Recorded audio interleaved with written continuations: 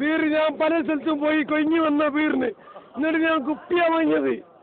ഒരു ബീർ അടിക്കുന്ന എന്നെ മദ്യപാനിയാക്കാണ് ഈ ഗവൺമെന്റ് ബീവറേജ്.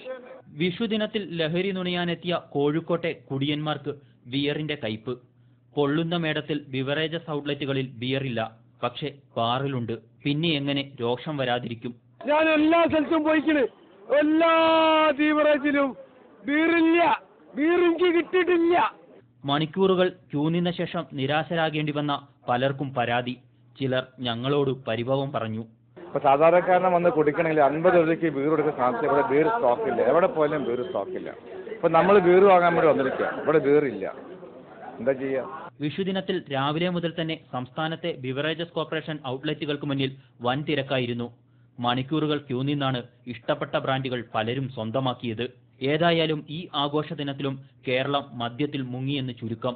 റെക്കോർഡ് മദ്യവിൽപ്പനയിലൂടെ സർക്കാർ ഖജനാവിലേക്ക് കോടികളും എത്തും. India vision, Kozhikode.